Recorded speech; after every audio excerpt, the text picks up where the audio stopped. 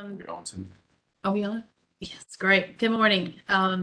Welcome to the May 16th, 2023 meeting of the Driver Education Advisory Committee. Welcome to those online and to those that are here in the boardroom. This committee advises and recommends to the State Board of Education how to implement the North Carolina Driver Education Strategic Plan and other issues related to driver education and traffic safety. I'm Dr. Cheryl Leonard, Chairman of the North Carolina Driver Advisory Committee, and I'll call this meeting to order. We welcome all the committee members, advisors, staff, on-site visitors, online listeners to the quarterly meeting of the North Carolina Driver Education Advisory Committee. At any time during this meeting you have comments, please speak into the microphone so it may be recorded. And also, if you would speak very clearly, your first and last name. If you are in the audience and have questions, wait to be recognized before speaking, please. Our agenda and materials are available online through the DPI website, www.dpi.nc.gov, and on the Driver Education section page. The meeting is also audio streamed through a link located at the bottom of the Driver Education Advisory Committee page, and please be advised this meeting is being recorded. I'd like to first recognize Dr. Lynn Harvey for being here today. Thank you. Good morning, Dr. Leonard, and good morning to members of the committee, those of you who are here presently and are joining us online. Thank you again for making the investment of your time to support driver and traffic safety instruction for our students. I can't tell you, but I do tell you repeatedly, can't tell you how much we appreciate the leadership and the vision that you bring to your role, because you work in an area that I think we all take so for granted. We get into our vehicles every day. We expect that we're going to reach our destination from home to wherever we're going safely and happily. Yet we all recognize that all too often there are accidents that lead to fatalities. So many of them could be prevented if we took the opportunity to make sure that we understood and respected and obeyed traffic safety laws, made the best decisions we possibly could.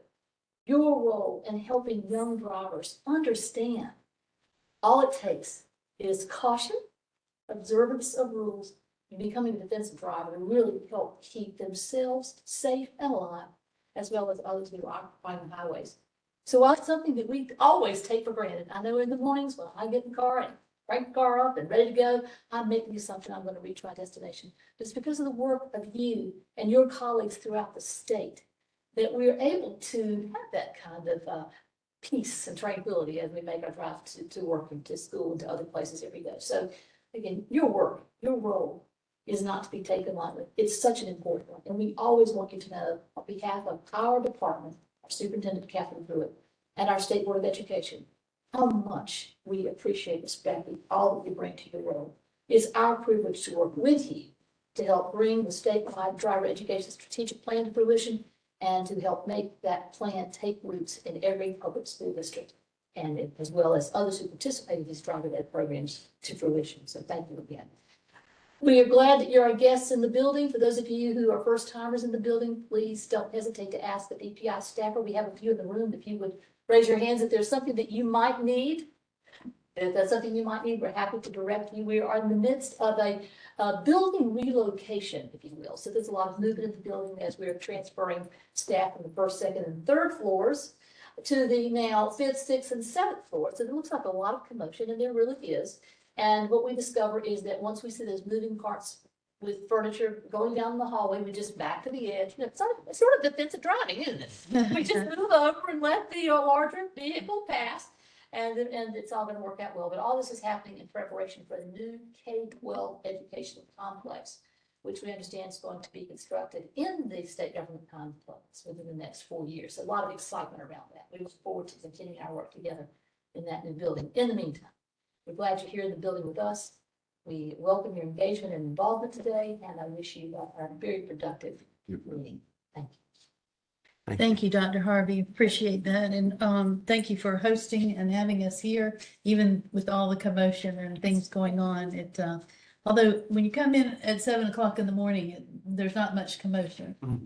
But we thank you and we'll take heed to that because we all want to make sure that everything gets done right. As And, efficiently as possible. exactly. Safely as possible. Exactly.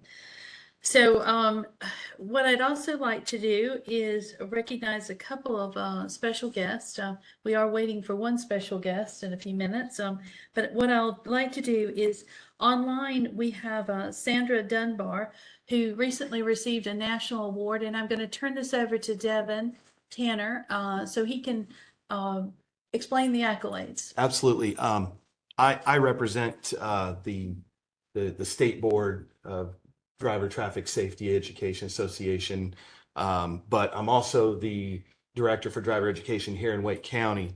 And we were lucky enough to have a great teacher who has received the 2023 National Road Safety Foundation Teacher of Excellence Award, and that is from the American Driver Traffic Safety Education Association.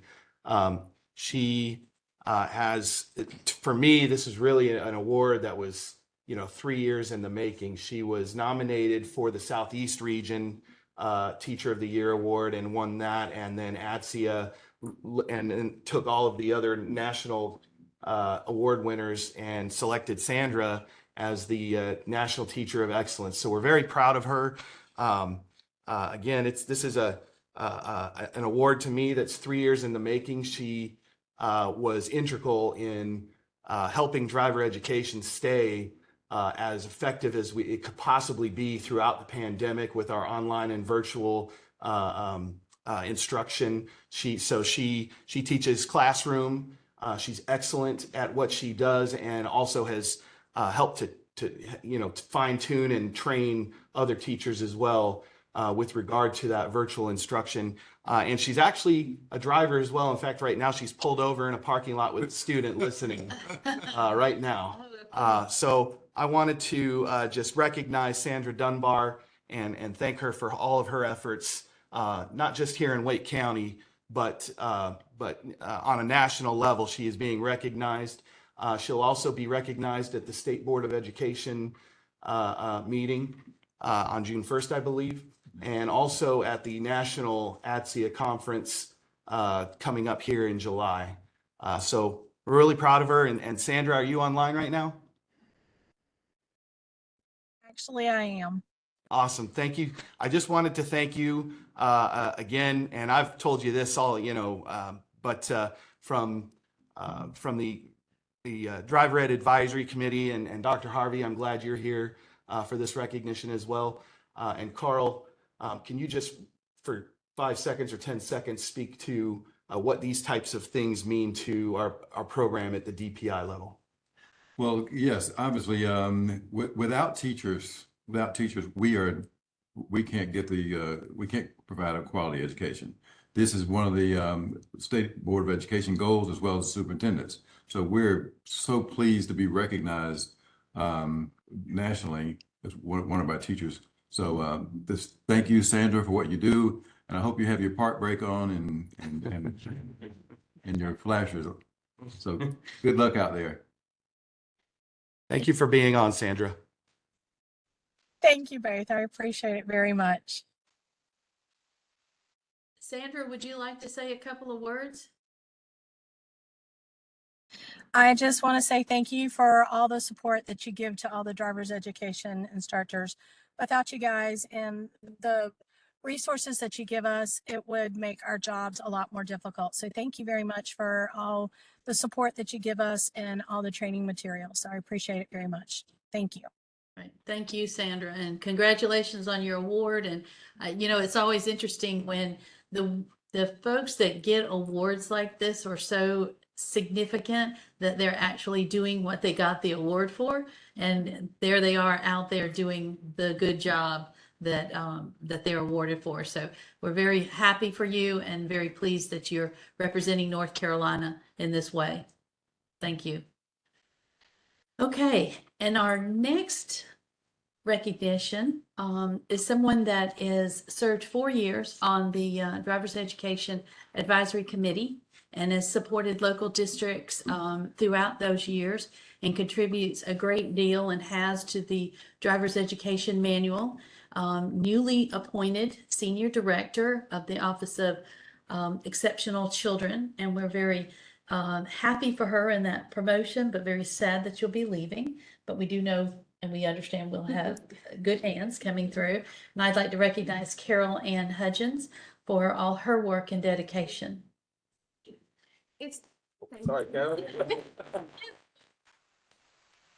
It's been a real pleasure serving on this committee and this board. And it's been very nice to see the different perspectives advocating for all children to have appropriate opportunities to participate in driver's education to the extent that it is appropriate and reasonable. And I look forward to supporting you behind the scenes in different ways. And Ms. Vernelson is going to be an excellent addition to serve in this role. Her specialties are in looking at appropriate and reasonable accommodations. And so she'll be able to continue to contribute with that. And so thank you so much. And while I'm not here, I am here. And so We know where you work. I appreciate the partnership, and I'm sorry that my newest opportunity has created competing demands today. And so thank you so much for the opportunity to pop in, and it has been a pleasure. Thank you. Thank you. Thank you. And we really do appreciate the all the contributions that you've given us and support to the districts, as it states there. You didn't know that some of your responses were going to get etched in stone, and as well as in our new driver education administrative manual, we have posted that in there, so that'll be in there from years to come. Right. Sometimes you ride under the bus, and sometimes you get to drive the bus. As long as you don't get run over by the. That's right. good. So That's- we'll manage not to do that. That's but wonderful. Thank you so much. So thank you so much for coming up, and we apologize for interrupting your meeting downstairs, but Well, it was for a good cause, and I'm sorry that, not sorry, but Sherry got thrown into a new opportunity sooner than she anticipated. But I appreciate your patience with me over this last little bit, a month in, and new opportunities create calendar challenges, and my dance card filled up quickly. great. So Great. thank you So much. Thank you so much. Thank you. Appreciate it. So, and as Dr. Hudgens mentioned, Sherry Brunelson will be taking her spot, and that will be officially approved and all At the I's dotted. we were submitting this at the next board meeting on May the 31st. May 31st, yes. Couple weeks. Mhm. So, Stay but tuned. until then, you're still official in Thank- our book. So have a seat, sit back and enjoy the ride. So thank you all very much. Is there anyone else that you know? Okay, all right. So we'll continue on, and I think the next item deals with our ethics statement. And so I will now read the ethics statement that's required of us. Committee members are reminded that it is our duty to avoid conflicts of interest and the appearance of conflicts of interest as we handle the work of this committee. Does any member of the committee know of any conflict of interest or any appearance of conflict with respect to any matters coming before us at this meeting? If so, please state them for the record. If during the course of the meeting you become aware of an actual or apparent conflict of interest, please bring the matter to the attention of the chair. It will then be your duty to abstain from participating in discussion on the matter and from voting on the matter.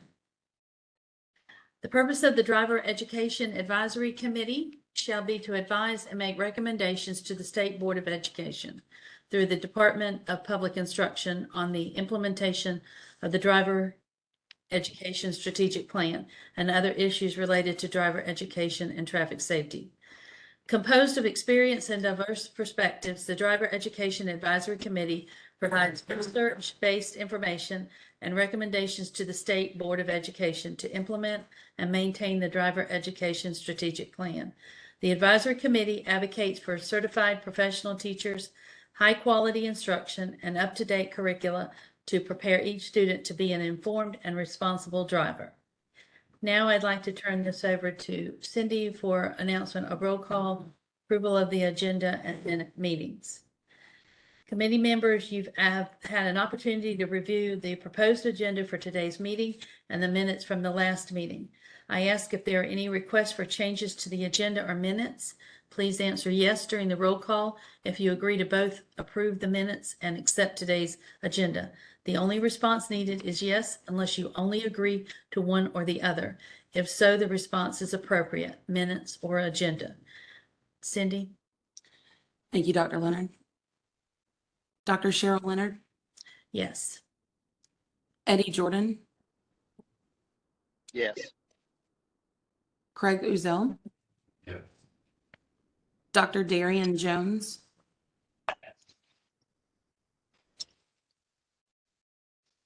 Kevin Harrison, Yes.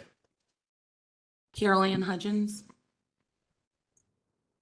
Paul Deloy, Yes. Daniel Carter. Yep. Tanya Faulkner, Yes. Devin Tanner, Yes. Hygon Capikian, Yes. Bobby Dixon, Yes. Captain Gary Brown, Yes. Chad Aharon, Yes. Asim McGill, Yes. Natalie O'Brien, Yes. Kella Hatcher, Timothy Spar, Yes. and Owen Dara.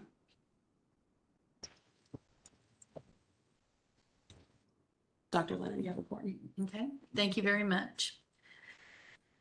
Okay, so at this time, as we're going through the agenda, I'll call on Carl Logan, who will present the North Carolina DPI update. Thank you, Dr. Leonard. Good morning, everyone. Again, thank you for coming. Thank you for those folks who are joining us online. I'm very excited in the room here today is the Center for Safer Schools Director, Ms. Karen Fairley. And Karen, would you like to come forward, and Ms. Fairley, would you like to come forward and provide some information on our new partnership with Center for Safer Schools? We are actually bound by statute to teach safe police stops in our driver education classrooms.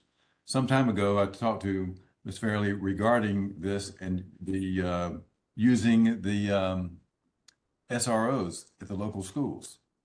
And any comments that you would like to make regarding the program and the partnership? Thank you for being here. Thank you for having me.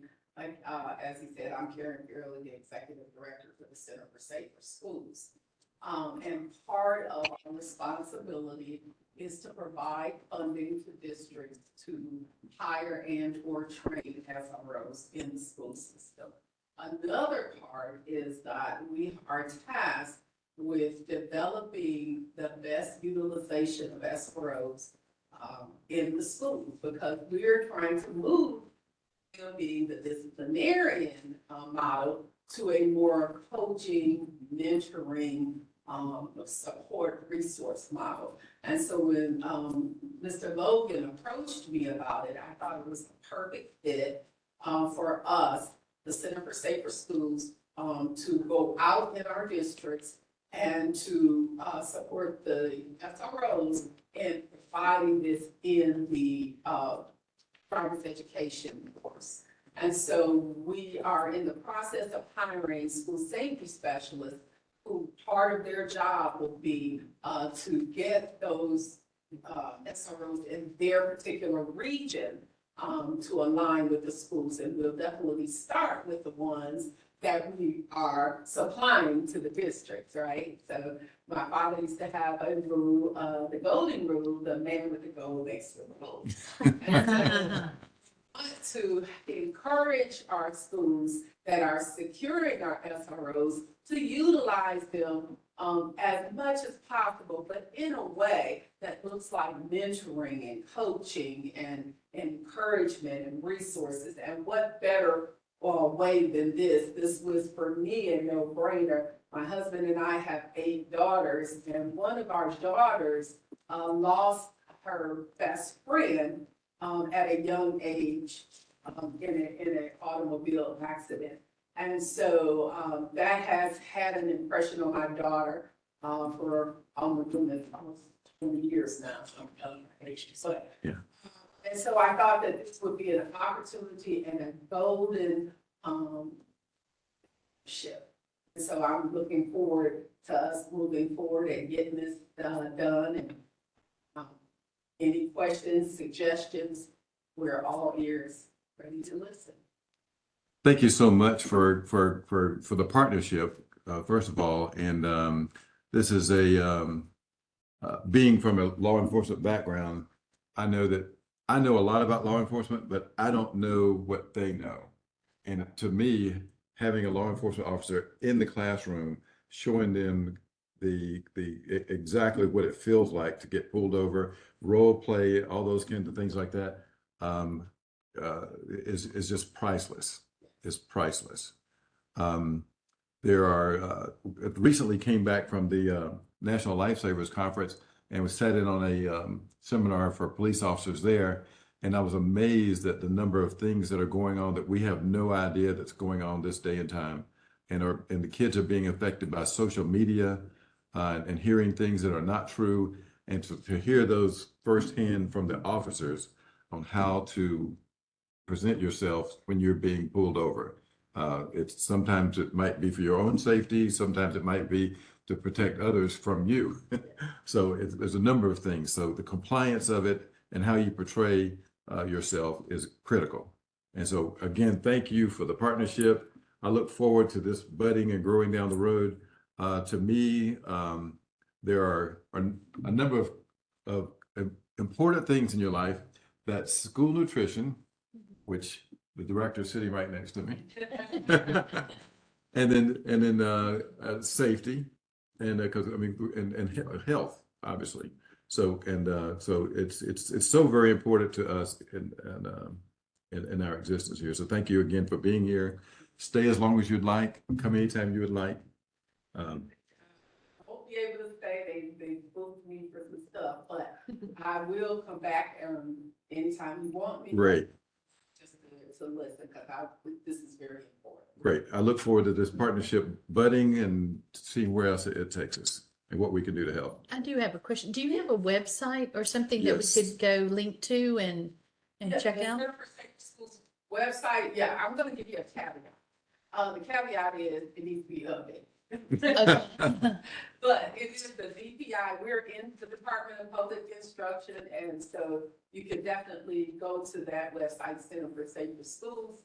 We have hired a person that their job is going to be to update it, so we're hoping over the summer that we'll have it all updated and ready.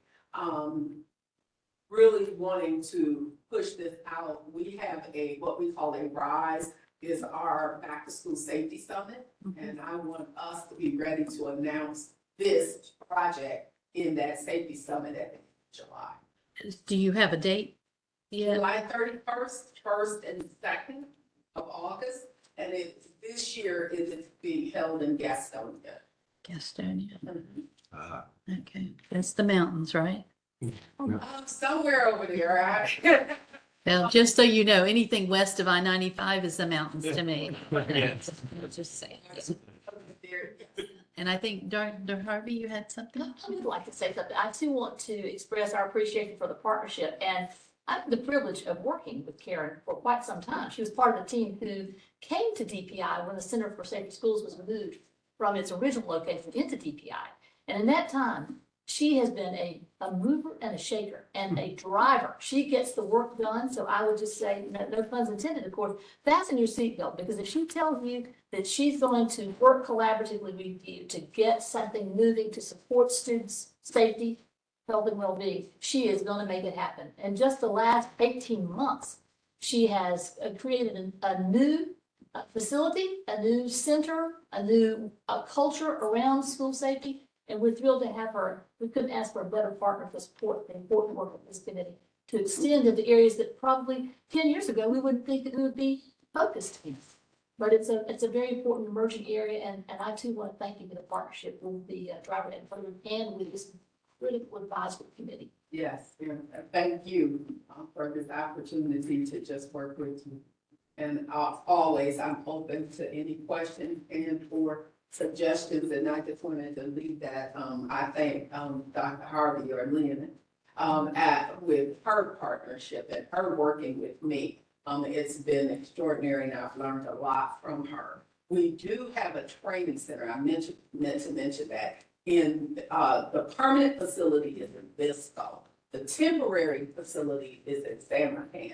And I can see that this training is something that we give to our SROs to do at our training facility in Bisco. And so the General Assembly has provided us an actual high school in Bisco to train on all things school safety.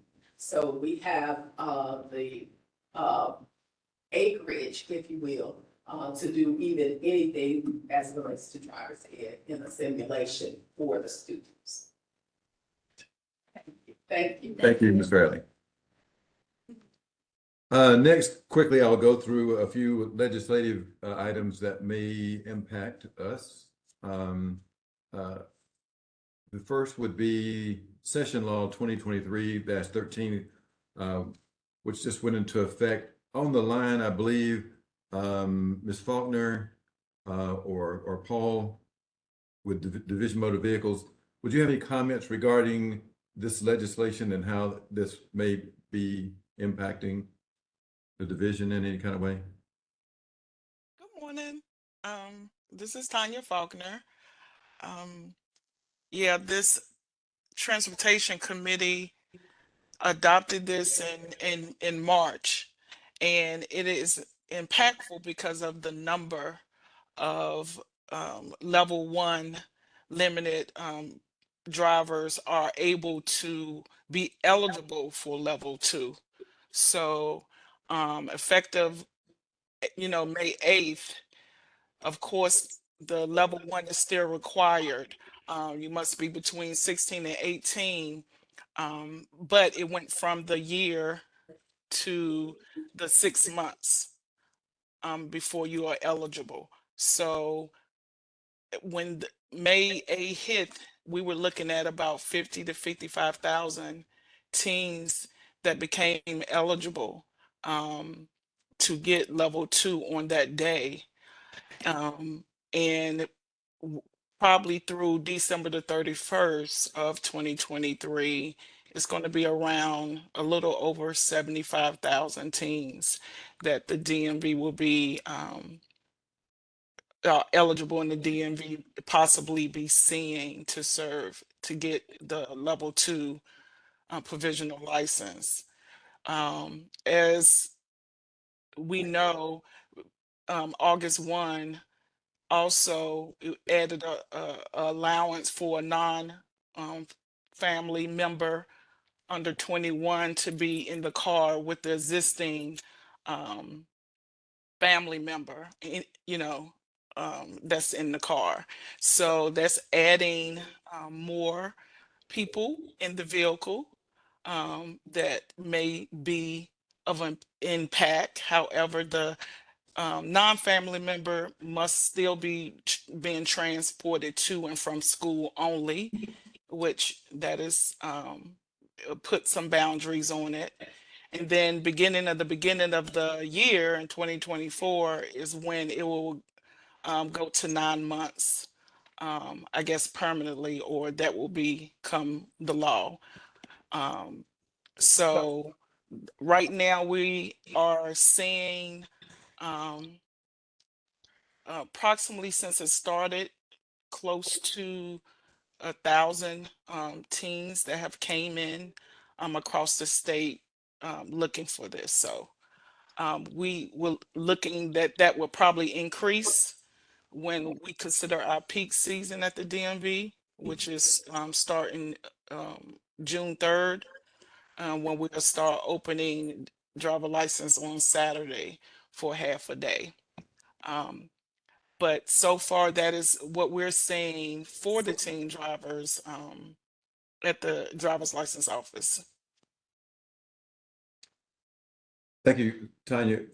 Will you all continue to track the number of students who are getting their or exercising the 6 months allowance with level 2? Yes, because the amount of teens that are eligible, we are most definitely tracking, for record purposes and also for demand purposes. So we are tracking that currently and of course throughout the next year when the 9 months starts. Thank you. You're welcome. We have a question here. Great. Yeah, this is my daughter will be ready to turn 16 August 1st. Kind of scared about it. But here's my question. I've been looking online, and I'm from Goldsboro, to set an appointment up. It was always in July, and then August opens up, and the only day that I can see it is August the 7th. Do they still have to go August? I mean, I didn't understand, like, when the month opens up, there's only one day that she can go get her license. Is it still by appointment? Is it walk-in? I mean, because she wants her license August 1st. Oh, of course she does. Then I look at other I go that all closed, that that you can't even get on them to other areas around me. So I was a little confused by that. Okay, so we did change because of customers wanted more walk-ins instead of appointments. We did change along with this legislative change in May to be able to see more customers, especially teen customers. We went to AM appointments only. So the reason why it's even harder to get appointments is because they're only until 11 a.m. And then afternoon is walk-in. So at any of the 115 driver license office across the state, you will be able to walk in to get that service. And then, of course, the Saturdays that begin June 3rd. So yes, every day appointments open up based on cancellation or availability in that area. Of course, some areas are they're booked up for 90 days, and so appointments open mask on every 90 days. So it is tough to get an appointment in certain areas. But the walk-in hours are currently available at any DMV. There are some DMVs that are open at 7 now as well. We expanded that. But you go online for the location.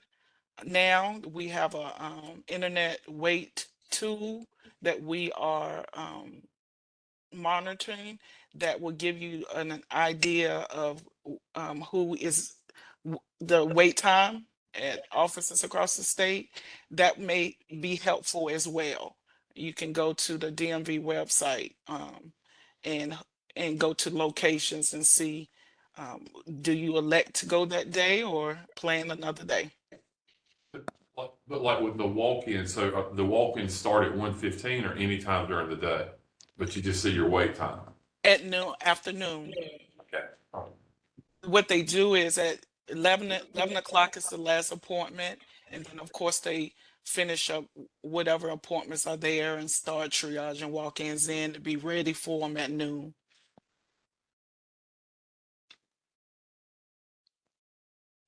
Thank you, Craig. Any other questions? Mr. Carter. Yeah, the change back to the 6 months, am I correct that it doesn't change the number of hours, the driving hours required, it's just a calendar time? That's correct. You still have to do the 60 hours of driving time. Thanks. You're welcome. And they still have to be 16 before they can get their license. Yes. Okay. You got to pass the road test and still present the proof of liability as well. Thank you, Tanya. Paul, while we're on DMV, or is there any other comments you may have in addition to that? Not at this time, Carl. All right, thank you. At any time, just let me know if you want to have anything to add. Moving forward with the legislative report, as we know, the legislature is in town and things are happening over there as we speak regarding the budget. So we are continuing to monitor what's going on with the budget as far as driver education is concerned. We appreciate this body to continue advocating for the program and that and sharing information that you would hear from us.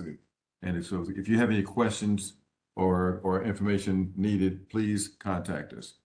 Moving forward on Senate Bill 670 and 885, I see there are very similar bills. One allows transfer of funds out of driver education and the other one does not. So we'll continue monitoring those as we continue to move forward here. There's only one bill at the moment, H639, the Railroad Safety Omnibus requires driver education instruction in the classrooms.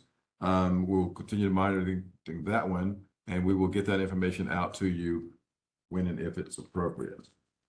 Any questions about any bills or anything that's going on in the legislature? All right. Carl. Yes. It's Kevin Harrison. Just another note, the Senate budget came out as well, and that does not have the increase in funds like the House budget bill does, but it also does not have the decrease to the administrative funds. So that bill is out just for another potential option that is out there floating around. Right. So my understanding is that they're in session right now, actually. I think so. I don't think it's been voted on it, but maybe soon, right? So, but thank you for that. And Madam Chair, I will yield back. All right, thank you so much for your report, Carl. And we now will move on to subcommittee reports, update, and discussion. And I'll call on Chairman, Co-Chair Chad Aaron to present the subcommittee updates.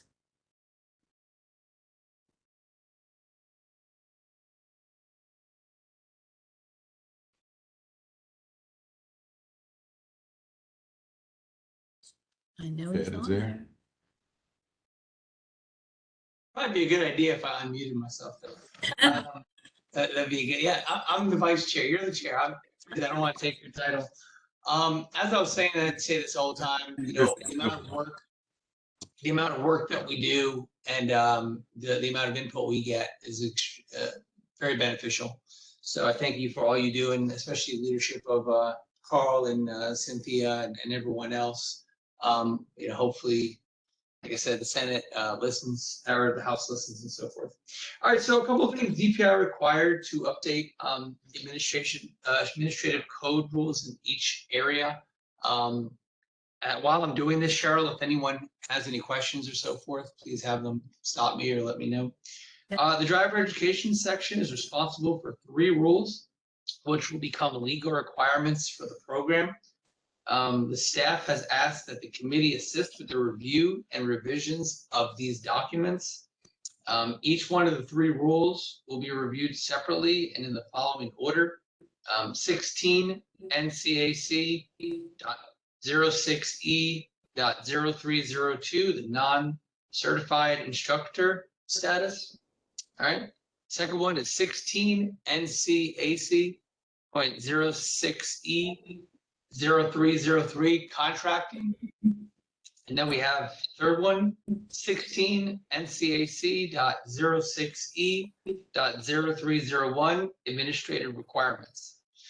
The teacher certification subcommittee met on 4/13/2023 to review the rule reference in North Carolina Administrative Code as 16 NCAC.06E.0302, non-certified instructor status. The DPI team served as staff to the DEAC subcommittee to policy. The DPI driver education curriculum team provided the committee with a draft, which could be vetted and make recommendations per policy. The These meetings were held according to the public meeting laws to statute. The following is a summary of the draft. A title change to include licensed professional teachers and mentor requirements, as well as non-certified. Defines the qualifications of mentors with at least 5 years of experience, teacher driver education. 3, requires the district to create local policies on for teacher physical qualifications and criminal background checks. 4, defines where North Carolina driver education teaching credentials can be obtained. 5, oh, sorry. I'll lower that. Turn that off. Okay, 5, defines the types of certifications, professional licenses with DPI certificate, retire, out-of-state transfers. 6, defines appropriate evidence to renew through DPI. 7, clarifies all STEP teachers, including those employed by vendors, to renew through DPI. 8, lastly, definitions of terms commonly used in driver education and or traffic safety through the country. The subcommittee voted unanimously to accept the document as corrected. Also, at our request, we asked that the committee be provided a copy of these changes prior to the meeting. DPI has provided such as asked to provide additional feedback if necessary. I ask, has DPI received any feedback or request regarding the document?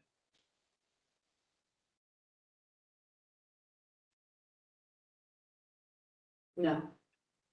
No, We have not. Okay. we have not. No. Okay.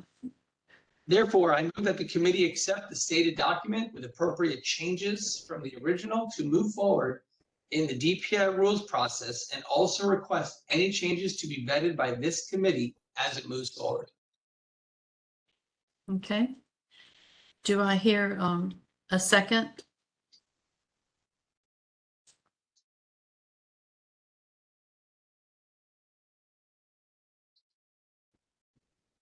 Do I hear a second of Chad's motion to accept the stated document? Second. Okay, and that is. Hi, Don. Okay, thank you. All right, and with that, is there any discussion? Okay, so I'd like to call for a vote. Cindy?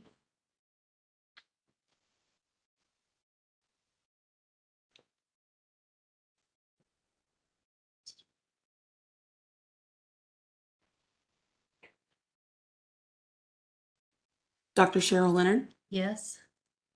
Eddie Jordan, Yes. Craig Uzel, Yeah. Dr. Darian Jones,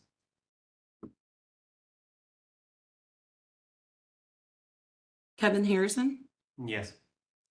Carolyn Hudgens, Paul DeLuey, Agree. Daniel Carter, Yes. Tanya Faulkner, Yes. Devin Tanner, Yes. Hygon Kapikian, Yes.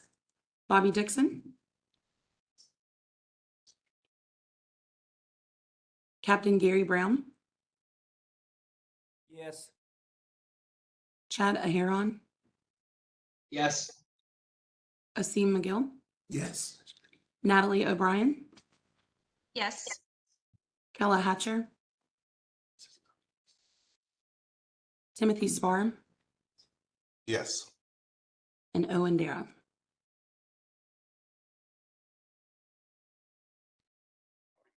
Favorable? Mhm. Okay. With that, I'll move that the document will be moved forward and provide any changes from the DPI staff and ask for acceptance via electronic notification. So thank you very much, Chad, and your group for accomplishing this task. And we appreciate once again all your assistance in making this move forward. Old business update and discussion. Committee members, you've had an opportunity to review the proposed driver education strategic plan documentation from Mr. Connie Sessoms. I know Cindy had it online and folks have gone in periodically, made adjustments, etc. So I asked the DPI, received any feedback or requests regarding the document at this point? None? No feedback? No feedback from anyone from the committee, right? Cindy? No? There was, one, piece of feedback. It was about the newly changed legislation from 12 months to 9 months, but well, that's clear. So that was edited, yeah. Yeah.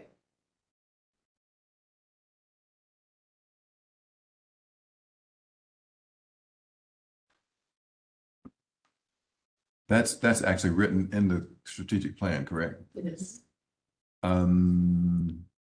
If I could make the recommendation that any legal changes would not have to come back to the committee. Any other changes would come back to the committee for their approval. Okay. Would that be good enough for everyone? If I can make that recommendation. Okay. You want a motion on that No. recommendation or just If everybody it's accepts it? okay with that. So if everybody is in agreement, just by nodding your head. Anybody have any objections online? Let us know now. Mr. Carter had a question. Mr. Carter. Yeah, so for the strategic plan, maybe I misunderstood. I thought we were discussing it today, so I had some questions I was going to bring up, but would it be better to put those in writing into the shared document? Is that a better approach? This would be the time to discuss it. Yeah. Okay, yeah. Well, I wasn't prepared to kind of just kick it off here, but I just had some questions about some of the parts there. So I was curious about some of particularly the action steps and maybe some of the justification behind those. I saw that the driver ed instructors would be, I don't know if this has changed. You tell me if this is just currently the way it is, but evaluated a minimum of 2 times a year in their area of instruction. Is that currently the way it is? Defer to you. If I remember the discussion, and we would DPI served as staff during that was a recommendation. I think so. I don't remember exactly, but I think it's a recommendation at the local level. Okay. I was just curious what they're being evaluated 2 times a year on. It just seems a lot to evaluate an instructor who's kind of doing this continuously. Actually, I think that's in line with what's done by principals, Teachers. teachers at the local school level. Lines of teachers. Since Craig was a former principal. More than that, depends on what year they're in too, depending on who the teachers. Gotcha. So it's okay. So it's sort of consistent with the Right. teaching staff. Gotcha. Okay. I saw there was an idea of having a standardized test at the end to sort of, as it indicates here, measure program success. Was that the idea to kind of measure just sort of the amount the students have learned? Was that the idea? And correct. There currently is no standard final test. We're actually being challenged on getting a standardized curriculum out to all the districts, although we have one. That is a major initiative by the agency, is how can we get this done? So there is no standardized test. Would it be a test that they would be required to pass in order to pass the course, or is it more of a tracking sort of? More, we're looking to move this toward more competency based. One of there's 2 differences, and I hate distinguishing between the commercial schools and the public schools, but in the commercial schools, there's different rules for the commercial schools, but in the public schools, there is no requirement. There's no legal requirement for the amount of hours or amount of time or standardized tests or anything. So we're looking to measure the program by the actual students passing the standardized written test at the end of the program. So I think that's what your question is. Yeah, well, my thought was, so if it's not required to pass the course, I wonder if the students will take it seriously and whether it would still be a good read on the success of the education. So and that's a problem that we have now is the requirements, legal requirements are that the student be in the classroom for 30 hours and 6 hours of driving. But there's no competency for it. And that's what we would like to move in the direction of a competency level as far as we don't want to decrease the amount of time of the course, but we at least have a way of measuring students' progress consistently from both ends of the state. I would say Murphy and Manio, but currently that is not in place. Okay. Yeah, I just it struck me just thinking from a student's point of view, if this isn't required, I'm not gonna put a lot into it, and whether it would really tell you, you know, the success of the program. It seems like currently the way it's being done is basically, do they pass the NCDMV test and exam? And in essence, that is the only measure that we have of the success of the program is whether they pass the driver permit test at the license office. I will say this, that the dedication of our teachers at the local level, and we have representatives here at the local level, the teachers in the classroom are very dedicated to the material that they present to the students, and that and they actually can go above what's required here at DPI, but obviously they can't go below that. But and Eddie, you may want to speak to that, or Craig. I know that you all. I'm Craig. I know Devin.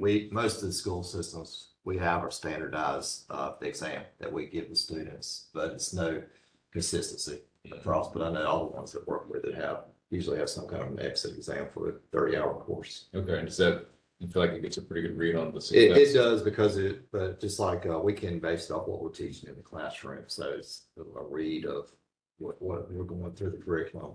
But this has been a long discussion we've had for years. Right, you can't compare it to another. There's no really, none of ours are probably the same as what we're doing. And pretty much too, they get 30 hours, and you know, they're gonna pass. You know, they get their 30 hours. DMV is usually fails them. And I know in the public schools, and where I am, every kid's got an IEP, every kid's got a 504, there are a lot of kids that have that. And, you know, and we try to accommodate and help them out. And I always think with the DMV, and I think I said it here, we're not the real world. When you go to the DMV, they're the real world. You either know it or you don't know it, which I know what we do is, you know, you got to pass this test, you got to pass this test. You know, that doesn't happen. Yeah, what we do is we try to help them out as much as we can, and the DMV is usually the one. I've seen a lot of kids that I've driven over the years never got a license because they couldn't pass it at the DMV. I will say that I've had many years of conversations with DMV. We're actually on the same page as far as the direction of the testing has been concerned.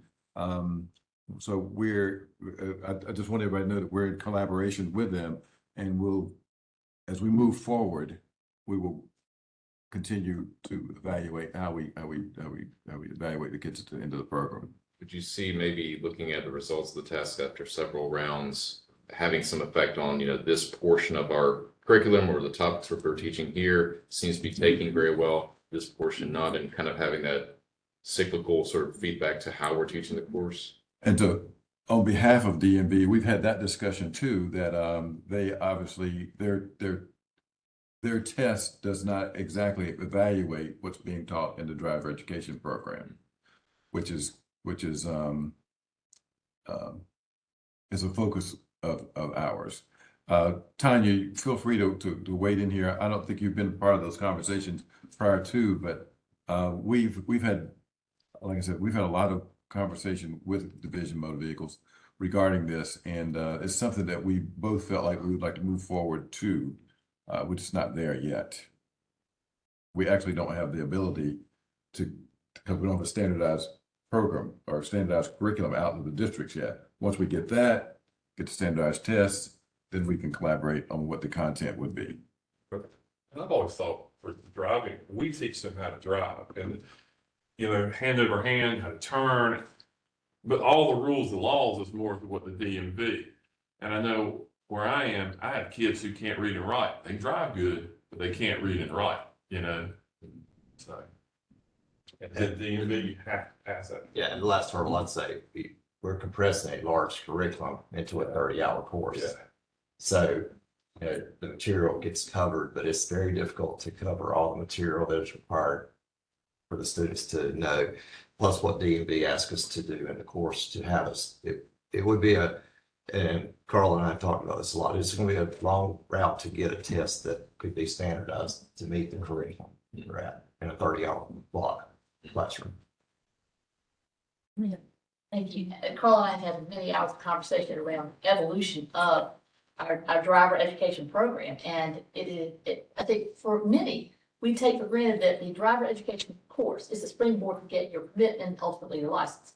I think we recognize as traffic safety rules continue to evolve, it becomes more about really educating that student to have critical thinking and discernment skills that help them make those decisions in addition to having those fine motor skills.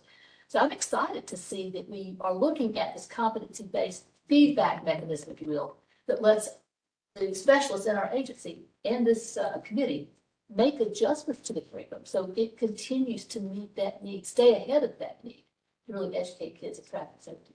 This speaks volumes to the work you are all doing to advance the opportunities in traffic safety education. So well done.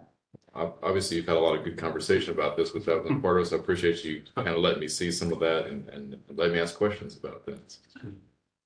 Carl, along the same lines Daniel was going down there with relation to the standardized tests, I noticed that there was a section struck on the success rate of the program participants as part of program evaluation criteria.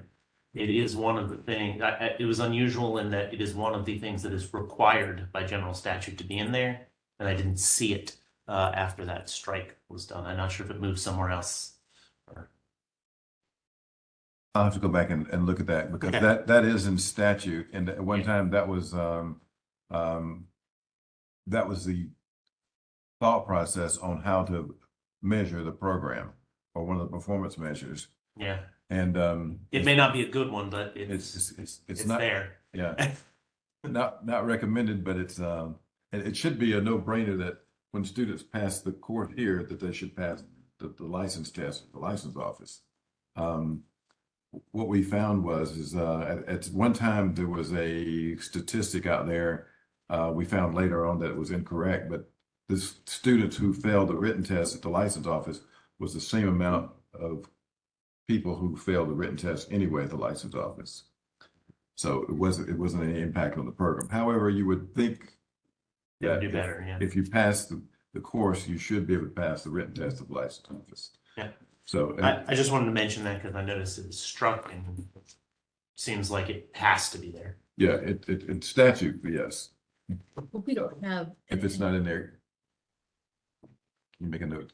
I did. Go back and look at that. We don't have any stats though that show the percentage of those that pass driver's ed and don't pass the test at the end in the real world versus. So we have kids that have never driven in their life, you know, and improvement is what we look for, you know, as long as a kid improves.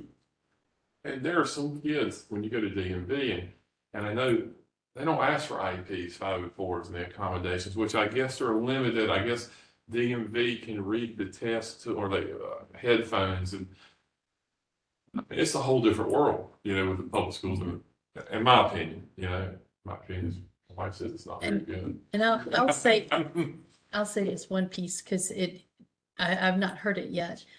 In all of this equation, you know, there is the parental guidance or guardian guidance that they learn how to drive initially before they even get to the driver's ed, and that 60 hours of signing. And I got, you know, when I was doing my dissertation, I got a rude awakening about what that signage really meant to the student and to the guardian and to the school.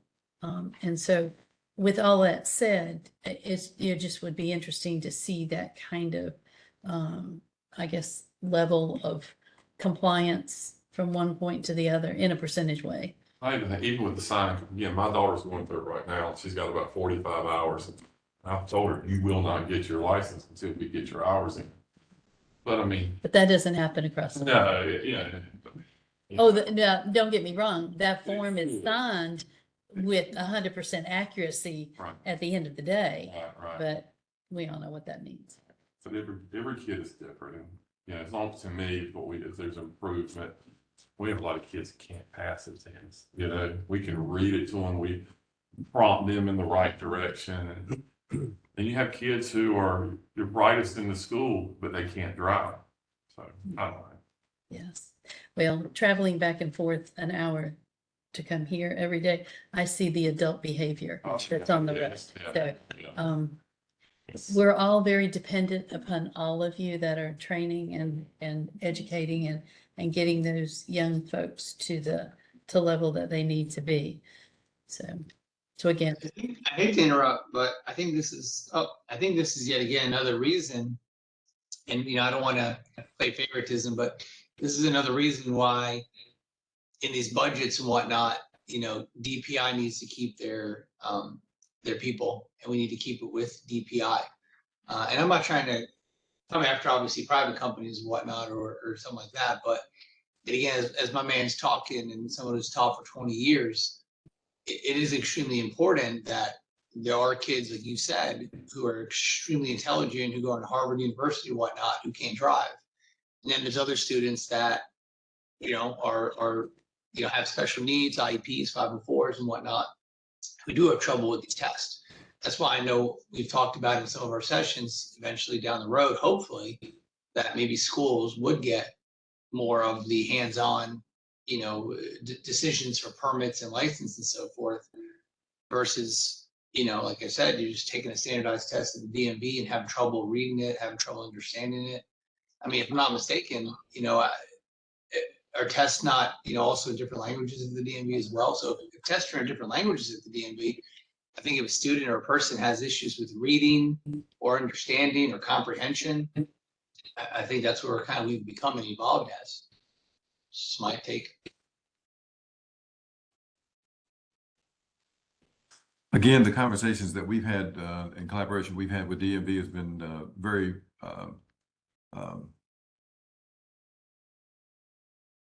robust. Robust and very, very, very good. I will say that they have been very open to discussing a lot of the things that we're talking about here. Obviously, there's one highway system out there, and there's, we have to kind of treat every applicant the same way. And as far as exceptional children, I know we've talked about this. The accommodations that we provide, even on our side, they should not expect more than what will be required or offered at the DMV site. So as we continue moving forward, we'll look into these things. I'm very happy with the collaboration that we've had with DMV regarding this. Thank you for your comments. If as far as the acceptance of this, with the modifications of what we just talked about, performance measures and anything else that comes up, would it be acceptable to move this forward to legal counsel, who's in the room, by the way, to move this forward and to update it, the document? I've got a few more questions. Absolutely. I got one more too. Well, I know Mr. Cartwright. He's I thought we were past Mr. Carter. Sorry, I got detailed reading and I wasn't part of making it, so. Go right ahead. Great. So looking at the classroom setting recommendations, I noticed there's a difference when looking at virtual classroom, which I think is good. I like the virtual classroom option that we've got. I noticed a difference in terms of the number of students recommended, 25 for virtual versus a max of 50 for in-person. I was curious, what's the rationale? I'm glad you asked that question. This is this was part of a very robust conversation as well. Since COVID, we learned that we could offer virtual classrooms. However, a face-to-face classroom is much different than a virtual classroom. One of our staff members happens to be a college professor they have done some extensive study on this, and they found that about 25 is all that you could handle in a virtual setting and keep kids occupied. Now, I know that there are tools in programs such as Zoom or whatever that people might be using. There are things now that can keep kids more engaged in what's going on. But as we move forward, we'll continue looking at that. But right now, it was the recommendation was 25, and that is consistent with the DMV requirement. Also, DMV has also opened up their commercial schools to where they allow 25. Am I correct with that, Paul? That is correct, Carl. Couldn't find my unmute button. So we've been communicating with them regarding this as well. So that is consistent on both sides of those. We actually think that 50 is too many in a classroom. However, we understand as we continue moving forward, this may get smaller as well. But is the concern that if you get over 25, basically students are off on their phone?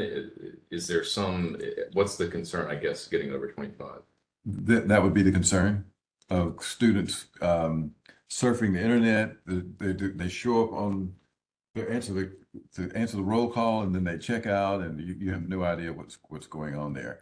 And I'll defer. My question would be, how does that not happen under 25? Is it they can see them more? Is it bigger tiles on the Zoom screen? There was a discussion about making sure that they did see the student when they were instructing. Nobody could go off camera, not because of bandwidth or, like many of us do when we're on that, and multitasking, which is what we all skill and strive for. It's easier to maintain control over people that are right in front of you. You can see them easier versus on a screen. You have a lot more things to manage. It almost takes, having just held meetings with lots of people in them, in order to manage the meeting, you almost need one person to manage the people and the screens and the microphones and all those things, and another person to actually teach the material.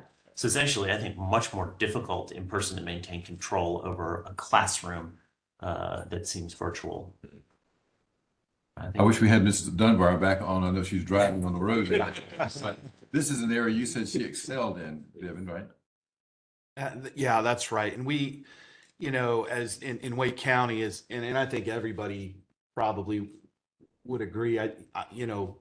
For us, virtual was for all of us who were teaching through the pandemic, virtual was the only way we could do it, but it was still not as effective as a face-to-face learning environment.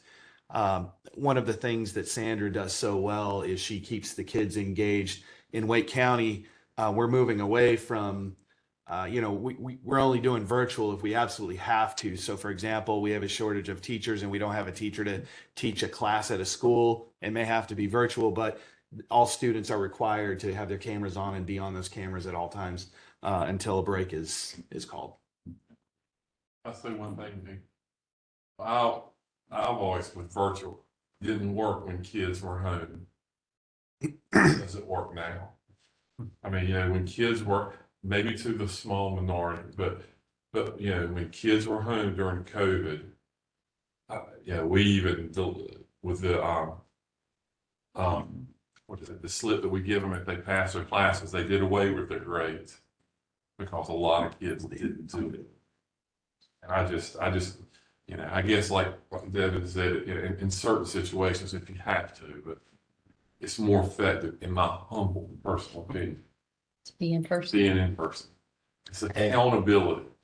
And just the opposite, I'll somewhat disagree with Craig because we made a decision with my company during the pandemic that this is the way it was going. So we put a lot of hard work and effort into basing our curriculum on virtual and online. So when the recommendation of 25 to me, with the way we do it with the breakout rooms, the group work, we can do 35. The way we do it, 550 would be too many, but that's going for my, because I got a different route. Because some were looking how we're going to get back in the classroom. I said, well, this is the future. So with my company, I said, we're going to go online. And my school systems have been great working with me. Software, getting me whatever I need to do. So it's really the way it's set up in your district. So not to put you on the spot, but I would ask if in both your scenarios, when students pass your test and upbeat, whatever that is, and they go to the real world DMV, and how many are those passing as well? Do you all have any figures for that? I don't think we have a number on that, Okay. but Craig made a good point. We're getting the classroom time we get in, but we still teach them to drive. And my goal is for them to pass the road test. We want them to do the red test, but ultimately we're teaching the children how to drive. And that's why we do it that way. And even this too, I mean, and I know most everybody, the questions at DMV have been there for 40 years.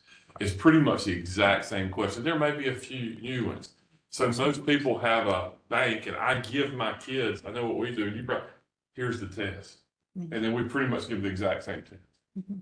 And you still have kids that are, I know it's hard to believe, but kids are a little lazy now. And I guess we may have been too, but I don't care. I know it is driving. One other thing I'll say with the virtual, I know we're dragging this on a bit, but I learned a lot with my rural counties that I work with. My enrollment went up because the school systems made it accessible online, with all the hotspots and everywhere the kids, and our enrollment within our classrooms went up during the pandemic in our rural settings, because you got to think about this.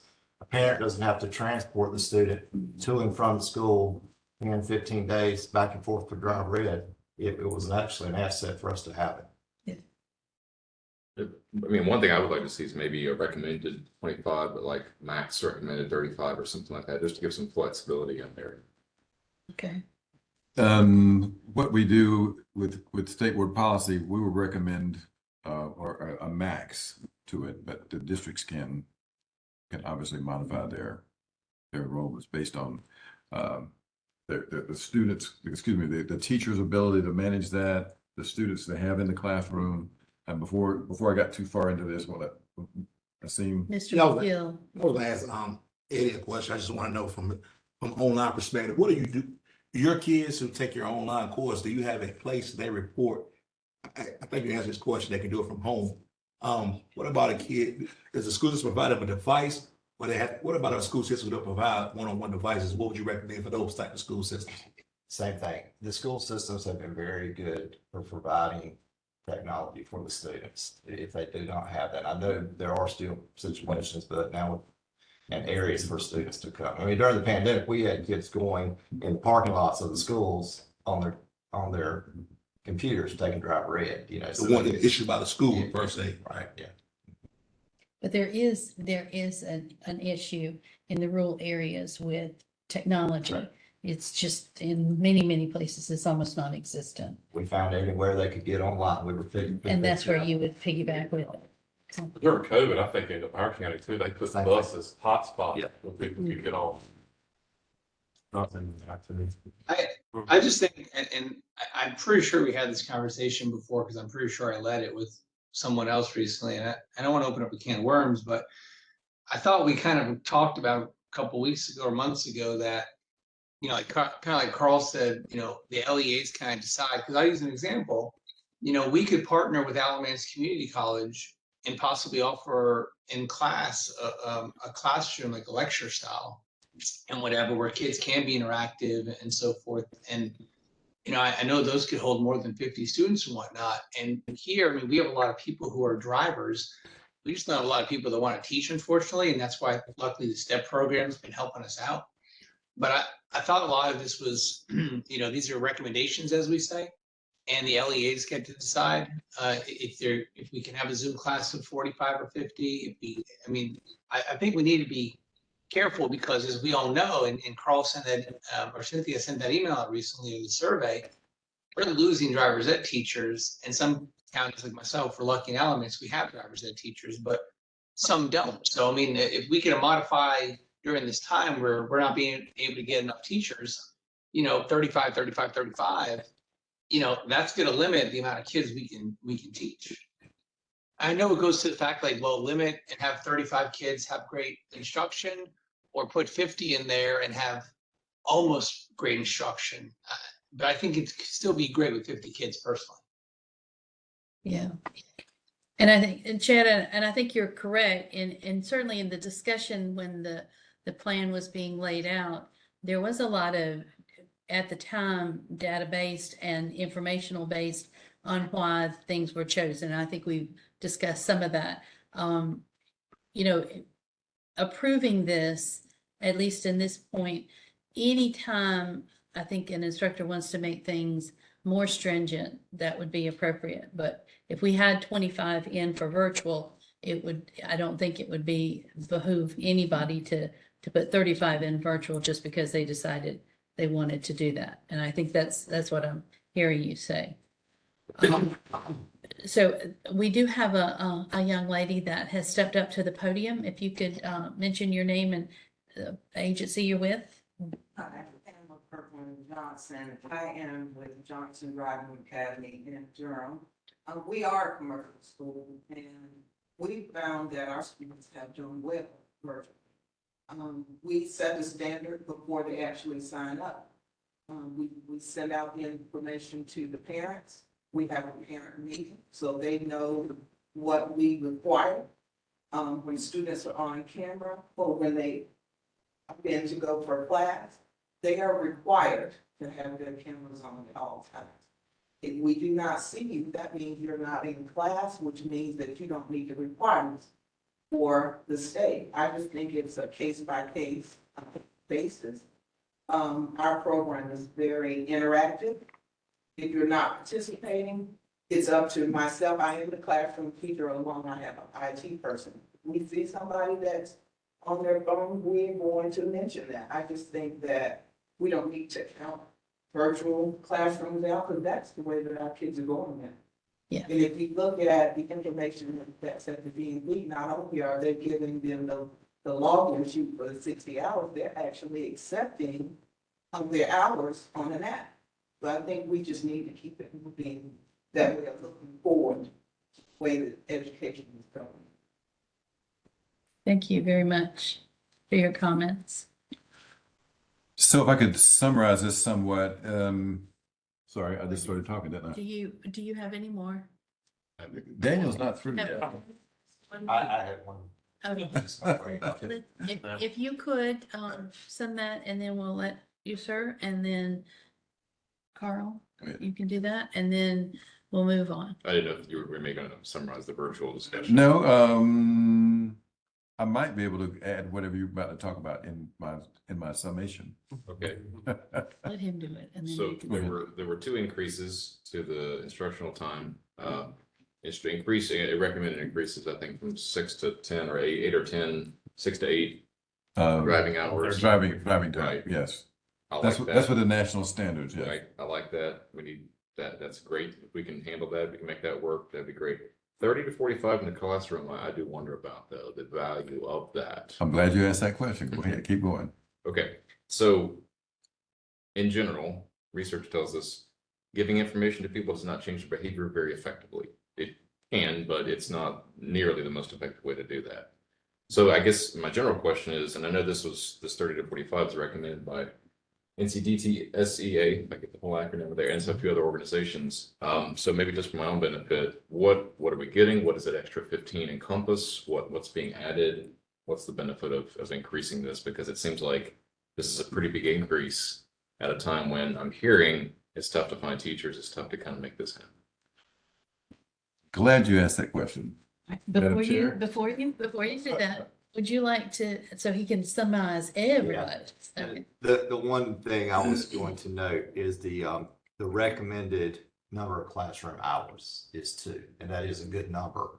But same thing, working after school and the summer programs, summer especially 3 hours or more work better. You don't want to drag it on as long for the summertime. And even we still do have some classrooms, not as many, but the 6 hours on the Saturday classes and the correct. Right. Yeah. So that is the only thing. That is the 2 hours. That's a good recommendation, but it has to be some flexibility on that. And you have to keep in mind also the impact on the number of days when you're talking about moving from 30 to 45 and down to 2 hours per day. That's another 7 days.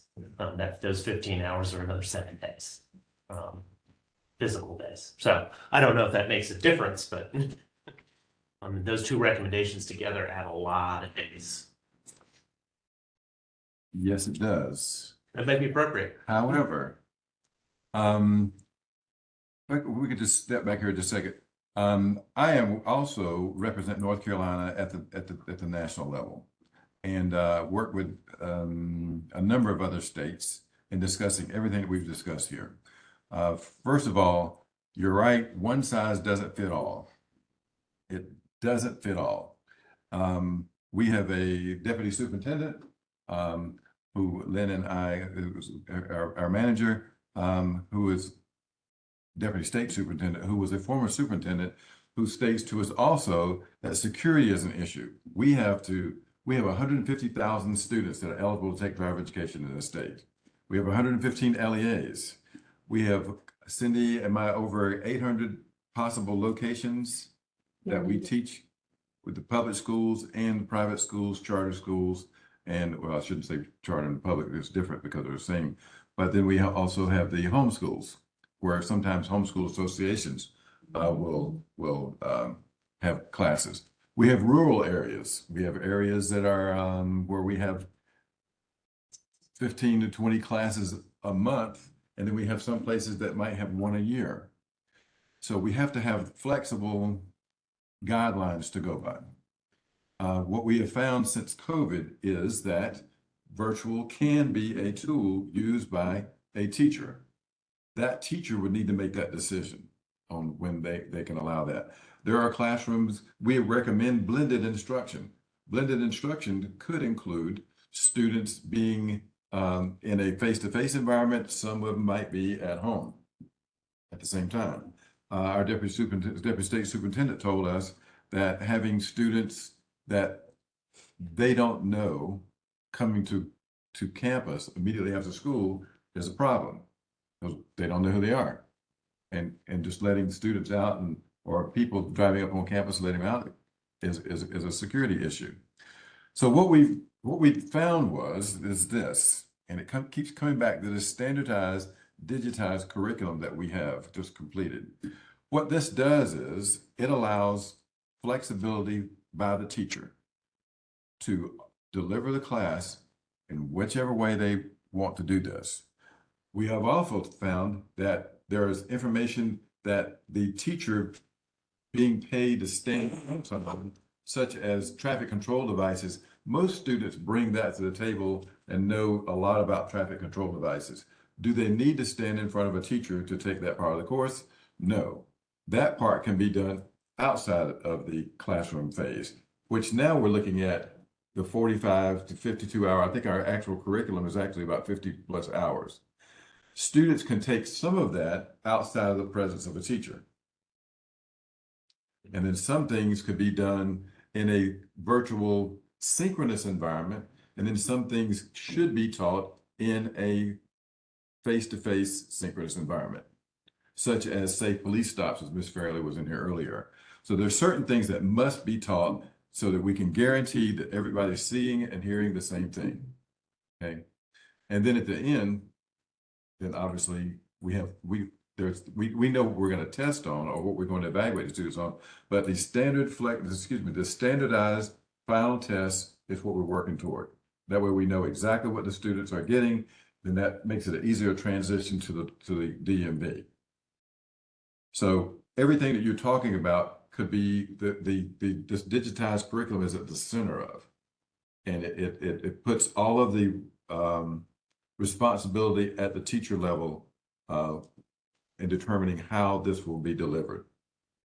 And then obviously, look at Sherry with exceptional children, then these different accommodations can be looked upon, such as we've got a district who has North Carolina School for the Deaf.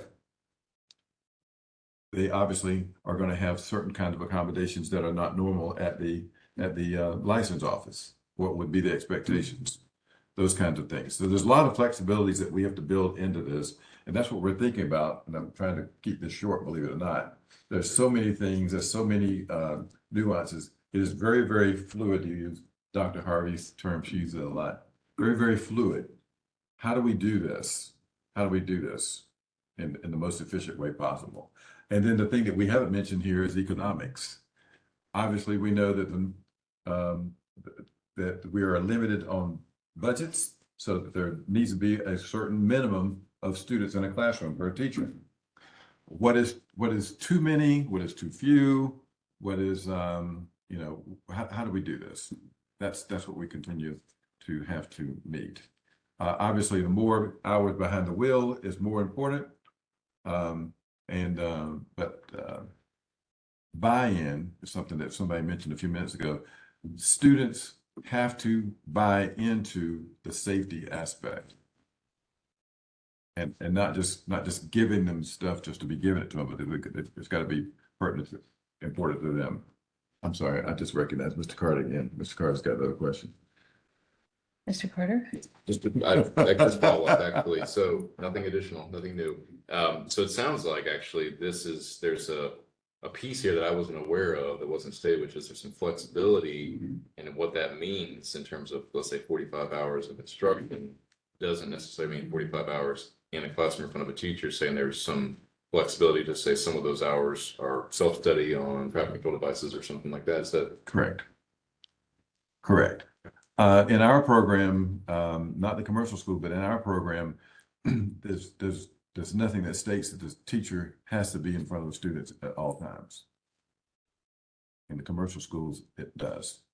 And the commercial schools that are working or on contract with us follow the commercial school, follow the DPI administrative rules. So in essence, what this does is it could create different models, different types of models. You could actually decrease the amount of time that a teacher is face-to-face with students. A certain amount of it could be a virtual environment, and some of it could be asynchronous. So you could arrive at that in a lot of different methods.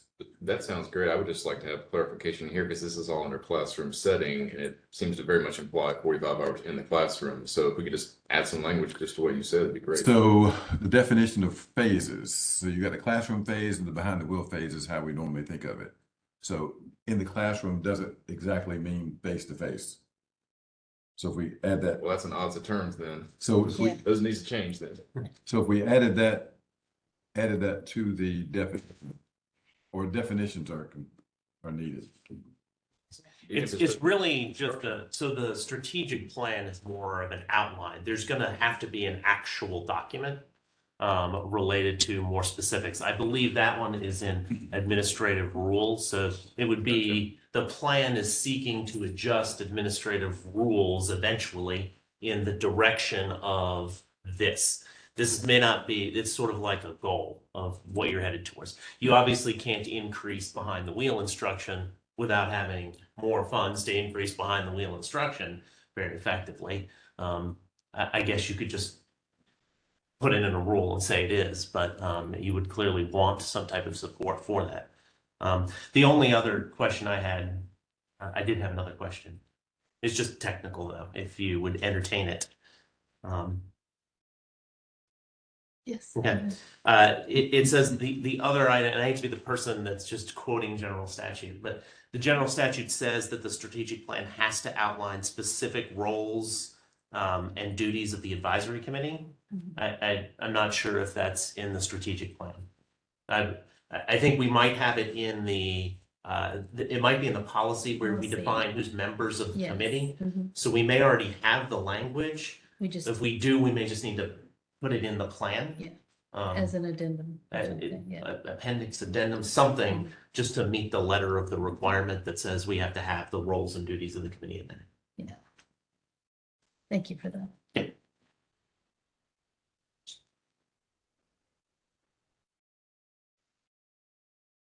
Okay, so did you have anyone to add to that? We can go ahead and make a motion to accept it. Yeah, with those additions. Okay, so If the motion still stands. well, I think it did. I made the motion. I'm not sure. Did anybody second that? Okay. So we've had the discussion, and what we'd like to do is take a vote with the discussion that we had and the items that need to be addressed, in addition to the roles and responsibilities of the advisory committee to be attached to the plan. We'll let Cindy take a vote. And just one additional thing is that the plan here is this is just to move this forward in the process. The next step for DPI would be this DPI legal. Any substantive changes would come back to the committee. Okay. For your approval. For final approval. Right. Okay, Cindy?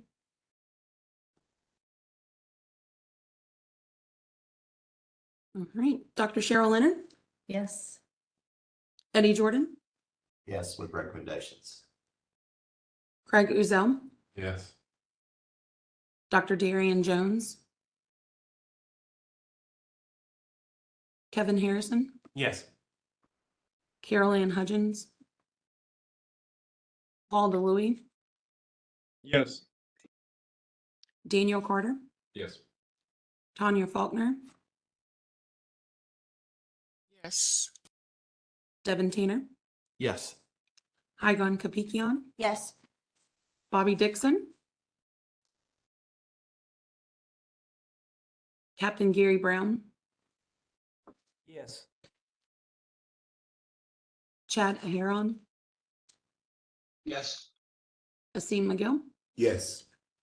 Natalie O'Brien, Yes.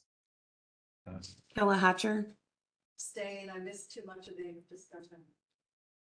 Timothy Spar, Yes. and Owen Darham. Just briefly. Okay, thank you so much. Approved. All right. One last new bit, unless you had any other new business. Okay, so there's one last piece of new business that came to my attention last Thursday, I believe. Dr. Harvey and Mr. Logan came to me and they've asked me to present this to the advisory council. As you know, DPI entered into an agreement with the American Driver and Traffic Safety Education Association to use the nationally based curriculum to create a standardized driving education curriculum.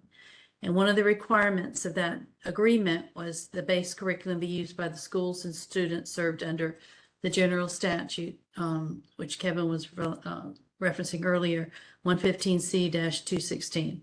Another agreement is that the curriculum be modified only by the driver education personnel within the department.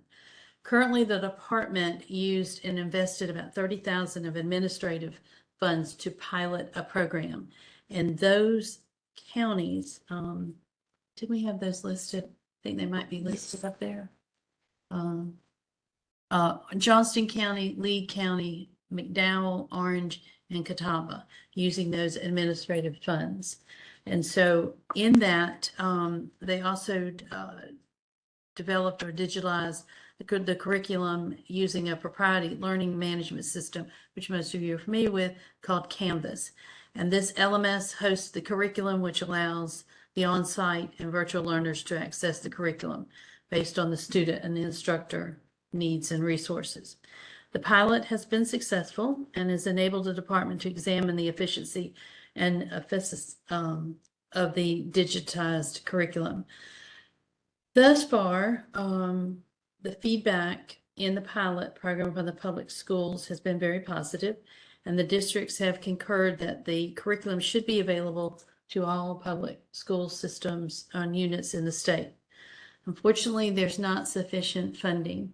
And as we know, recently there has been some, I love the word robust discussion with the legislature about how funding is going to be distributed in the driver education program. And so with that, the two, Dr. Harvey and Mr. Logan, have done a lot of research and have gone beyond, I think, the extent of trying to find ways to help continue this pilot project to make it the whole project to implementation and to work as this program is developed and run through the driver's education program.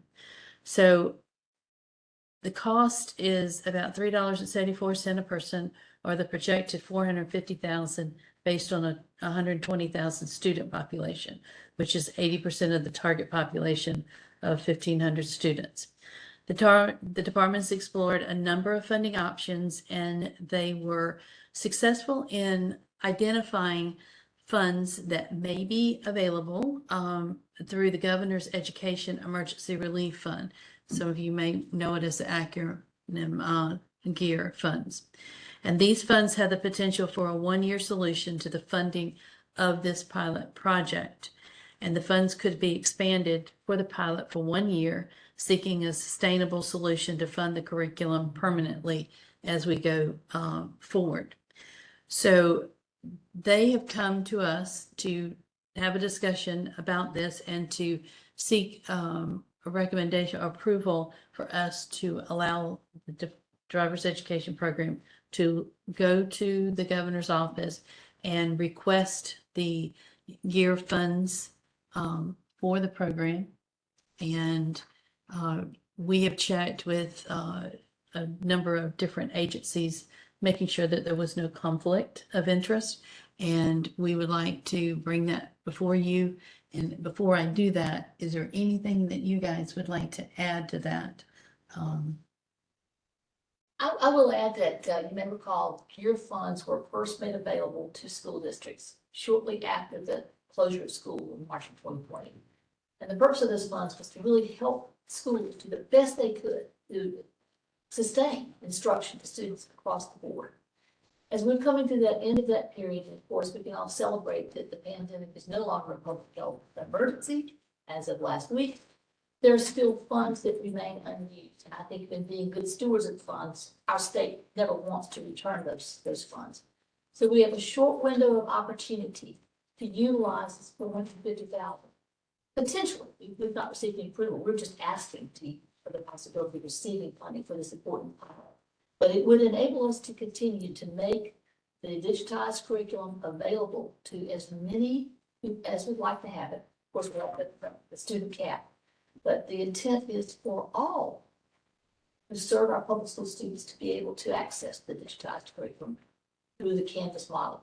This allows for the kind of conversation that you had today. I was really excited to hear the variety of instruction and the effectiveness of that variety in helping our students achieve their best, whether it's someone who's very gifted, has had a lot of mentoring to help them learn to drive and to make those decisions, or whether it's someone who needs constant remediation in an environment where they're just not sure about what the rules are, and they need time to develop their decision-making skill.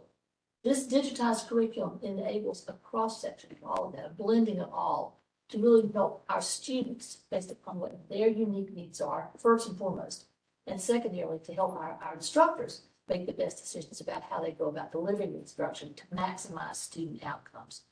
So we would like to, at the very least, continue the pilot, going from 5 counties to as many counties as would like to engage. This is, again, open for all, knowing that at the end, it should give us good feedback about how this digitized curriculum can take us forward, as you mentioned, in the driver education environment, making sure that we, above all, put the needs of every student first, knowing that's an individualized approach, knowing that our teachers are prepared to make those decisions in most instances where our students are concerned. So thank you for the opportunity to entertain this discussion so that we could potentially move forward to ask the governor's office the use of these funds before they revert. And certainly to provide continuity and consistency across the board. Absolutely. Yes, ma'am. A question. So for how long would these temporary funds enable pilots across the state to function the way you intend? For a year. It's a standard. Just 1 year. Just for it. Okay, just for 1 year. And so then the follow-up question would be, will anybody be any worse off having done that for a year if there's no funding source identified going forward and they can no longer do it? I think that's a question. We know that until we have data and additional information to show us the impact, we really can't say. But at this point, in the absence, we are, as I've heard Carl say many times, we have a beautiful Cadillac in the garage and we can't get it out of the garage. We are working on sustainability measures. We're looking at discussions for how we can move forward to make it clear that this is a meaningful curriculum tool that can help us, number one, achieve student outcomes. Number two, address the backlog that we continue to see, a lot, which was created by COVID. These again are COVID relief funds at the end of the day. So it does give us what we need for, there are no promises as we move forward. But without the data, we continue to be stalled in the garage. We can't get it out at all to show what the potential impact could be. So right now, we only have 5 districts that are using this program. One of which is in the room, Johnson County. Hopefully this would provide us with more feedback on the effectiveness of the program. But at the same time, it would give us the ability to share this with our leadership so that they would know that there are districts that we are requesting, overwhelmingly requesting this. The challenges that we actually have is that the program has to rest in one instance of Canvas, which has to be at DPI. The districts, we can't receive funds from the districts, even though they have sufficient funds to do this. But we can't send it out to them because once it's out there, then the security is gone. So we only have one district, excuse me, we only have 5 districts that are using this. And if I may, Madam Chair, Josh, would you like to share anything as far as the successes that you've had with the curriculum use at the local level? Sure. Josh Plisco, Johnson County Schools. Our flexibility it offers and being in the Canvas model, I think speaks to some of the instances you talked about with flexibility in the classroom and putting that ownership to our teachers. And depending on your location, like you said, Mr. McGill, and questions about if the schools have devices, not, it's great. You can use your computer labs. If you're a one-to-one school, you can do some other things. So it offers a great flexibility that we're thankful for. And DPI has been an integral part in helping with that because it is housed here. So it's Taylor and her whole staff talk to my lead instructors in the county often when classes are starting. It's in Canvas, and I can pop in and talk about evaluating teachers. If you do a virtual setting, you can evaluate your staff by also doing those sorts of meetings. So there's just a couple of good points there. We're thankful to be part of the pilot. And, you know, regardless, I think the Canvas model we're using at a lot of our schools in our county. So there's a lot of familiarity with our students in that, which is helpful for them when it comes to taking assignments. We talk about testing and standardizing that and getting feedback there. There's definitely other people that are far versed, better versed than me in Canvas, but it's a good product that we like right now. And if it is to go away, the team in Johnson County will come together to find something similar that we can build in-house, unless the curriculum statewide is dictated otherwise. So that's the plan. If it's not allowed, we're going to find something that's close but relative because of the positives our instructors have told us. Which is what we would actually revert back to, is the districts would have to go back to using whatever means that they were before. In some cases, I don't want to embarrass Eddie any, but in some cases, the districts are paying more for such than what we have to offer here. And as this is not as good a quality either. I'll go ahead and throw that out there. Yeah. And standardization is number one. So, but again, the sustainability of it is it gives us another year, enables us to open up more districts, and hopefully we can make a better case to the decision makers on how to make this across the board. Okay. Any more discussion? I have a quick question. Yes. I heard Dr. Harvey use the term pilot, knowing that if we can find a funding source past this year, And this would be the standardized curriculum. What is your intent for this year? Is it a pilot where you want to see as many districts use it as possible and gather the data that way? Or is it going to be required for districts to use it at this point? If standardization is the goal, then I assume eventually you're going to want everybody to be using it, correct? Well, actually, per statute, pursuant to statute, the districts are to use the curriculum provided by DPI already. It's just that we don't have the ability to get that out there. Gotcha. Okay. Yeah. And just a question on training, how long does it take to get Carl from your office if we are all of a sudden given this opportunity? And that is over my pay grade too. That is a Tanya and Dr. Royster Davis, and Cindy's had some experience with dealing with the training of teachers. Josh, you may want to chime in on this as well. I'm thinking was it a month or so that it took to get teachers up to speed? Do you remember, Cindy? We had multiple training sessions virtually where we taught people how to use the program and just how to get just frequently asked questions. Comfortable. A lot of districts are already familiar with it because it's on Canvas. I don't know if any of your districts use Canvas, but it's pretty, it's used across the state. So, but it's a very user-friendly program. It's very easy to use. But I think we maybe hold 5 or 6. And then anybody that had questions beyond those training sessions, we work with them individually and just set up individual meetings with those teachers or those coordinators. And again, there's one size doesn't fit all, one size doesn't fit all teachers either. So there are some teachers that will use it different ways than others, some more than others.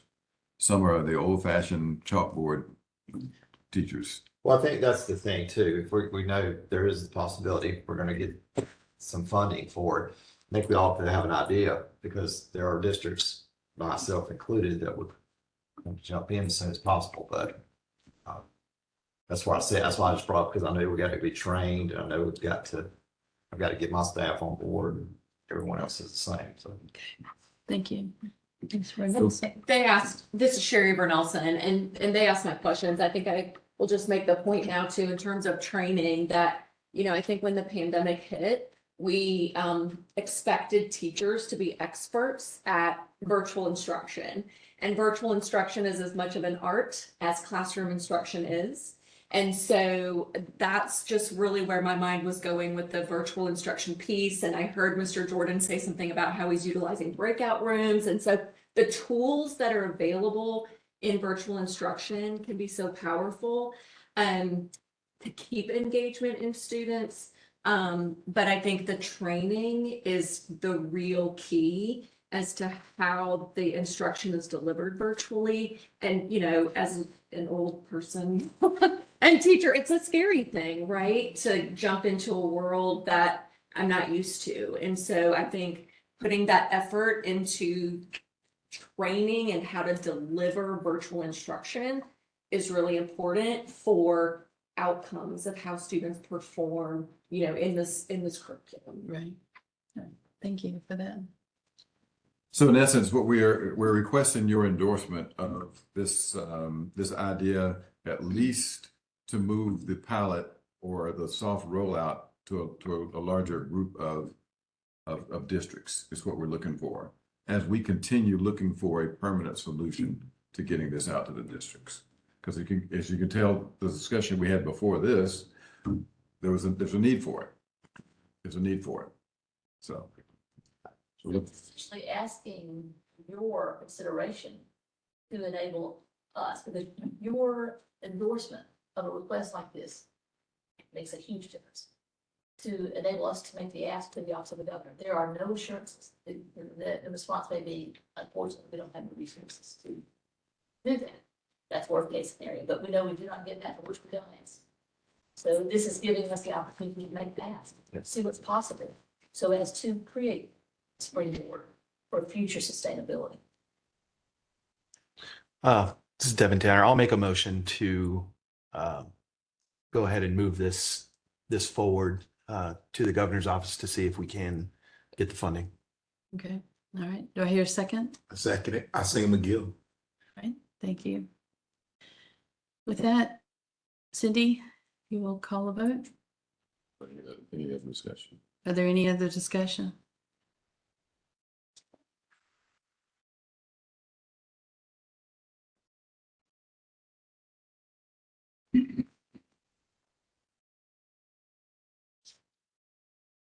Dr. Cheryl Leonard, Yes. Eddie Jordan, Yes. Craig Uzel, Yes. Dr. Darian Jones, Kevin Harrison, Yes. Carol Ann Hudgens, Paul DeLuey, Yes. Daniel Carter, Yes. Tanya Faulkner, Yes. Devin Tanner, Yes. Hygon Kapikian, Yes. Bobby Dixon, Captain Gary Brown, Yes. Chad Aharon, Yes. Asim McGill, Yes. Natalie O'Brien, Yes. Kella Hatcher, Yes. Timothy Spar, Yes. and Owen Dara. Okay, thank you. So with that approval for consent to move forward, we will prepare a letter and send it on behalf of the advisory council to Dr. Harvey, and we'll look forward to hearing a positive response from the governor's office. Thank you. Thank you very much. All right, so there is one last new business I wanted to bring up. I had, as most of you know, senior prom came down the pike in May, and I think some are still trying to navigate that through storms and her different rain events that occurred that they've had to remove and move parties and events and et cetera. But I had an opportunity in the last couple of months to work with Josh in the back, and I'm going to highlight you right now. So, in a good way though, in Johnston County, we had a partnership between the Johnston County school system, Josh being the leader of that, and a number of law enforcement partnerships that we work with Governor's Highway Safety, and that work diligently to provide safe roads and safe education, driving education to students in Johnston County. Now, it's not to say that there's a lot of counties out there that are doing similar projects, but for the past few months, we were able to present and work with Josh in doing a mock disaster, a mock crash in his school system at 4 high schools. Okay, it just seemed like 5, 4 high schools, and with that mock disaster, we enlightened a number of students across the board. And I just wanted to thank you publicly for all the hard work and the dedication and the commitment that you had in bringing together superintendents, principals, teachers, students, and all of our law enforcement partners and Governor's Highway Safety to put that together. It was a huge undertaking, and the impact that it made, hearing from students across that county in different intervals, hearing from the emergency management system that worked, the fire departments, the individuals that went and obtained vehicles in different school settings where the vehicle matched a similar event crash that occurred in that school to resonate the point coming across, and then having individuals that were affected by distracted driving that also did speeches and made comments to the student was phenomenal. And I think if every county could look at what happened in those last few months and mirror that across the board, I know our office is working very diligently with a group that put together a very important program for very important persons across the state and provided this kind of mock disaster in a canned setting. These folks are now retired, and so we're pulling together that information and trying to make some consistency so that we can share that across the state. So anybody wanting to do what Josh did in his county could do that more readily. And it doesn't always have to be during a prom weekend. Certainly, we have had these kind of scenarios during the holidays around Thanksgiving and Christmas. And it kind of culminates with our Booze It, Lose It and our Click It or Ticket campaigns as well, as this did with Buckling Up. And Josh would always integrate those traffic safety messages to the students, and many were familiar, which we were very pleased with. So Josh, if you would step back up to the podium and say anything you'd like to about and how successful you felt it was. I'm glad I came today. I didn't know I'd be talking, but thank you, Dr. Leonard. I appreciate it. And I think it was our model. We have 8 high schools currently, so we're doing half of them this year, and then the other half for juniors and seniors. Some principals were so on board, they wanted everybody to hear the message, so they sent the whole school out to the football field, and it was great. And next year we'll do the other 4 high schools. That way, any driving age student will hopefully see that at one point in time. And all I can say is the teamwork, you know, and everybody that was involved from the local level to the state level, and everybody in between was all putting things in perspective. And that was student safety, and nobody had a problem with anything. It was just really communication. But everybody cares about our students, and it worked out really well. I was happy for it. It was a lot of work. Coming back from that VIP program that we talked about, I feel like we have a good blueprint. And with each one, you know, if anybody on the call or whatever wants to email me for anything like that, we get you in touch with our emergency management systems, and they have the blueprint, and there's a lot of help with that, with audio. So we've now developed where some of our schools, even in our own county, have different resources. So one county might not have wireless microphones to be out at the field and here, so we set up different voiceovers. So whether you have a lot of funds, you can have this project, or if you have a huge drama club with a lot of, you know, technology, they can offer the same type of experience for the students. So I think we got an ABC plan, and they got better each time, and just I would encourage people to take it on because it is rewarding, and I'm just thankful for the team you have. So that's all I have. Thank you. Josh and I met at the North Carolina High School Athletic Association meeting, and each county has a Josh in their county. And so it was a really good opportunity. I think the interagency working together, and we've had a number of other folks that serve in the same position you did in other counties to do this very same project, and maybe massage it a little bit to do a little bit different, because I think you hit it right. Each county has different resources, and each county has different concerns and issues on how they want to protect their teens on the road. And so it may not be about drinking and driving. They may not have any crashes that deal with alcohol related.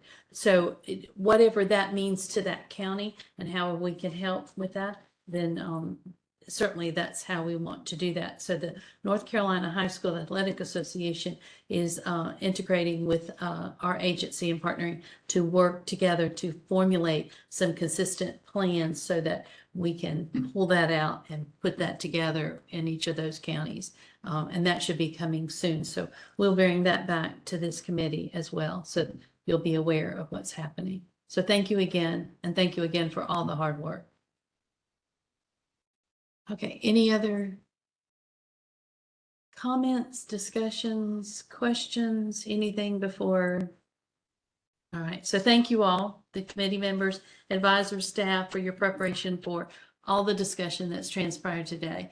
Certainly it was lively, and I think we've got a lot of good notes and a lot of things to take away so that we can implement many of the plans and programs that we're looking at in the next few months.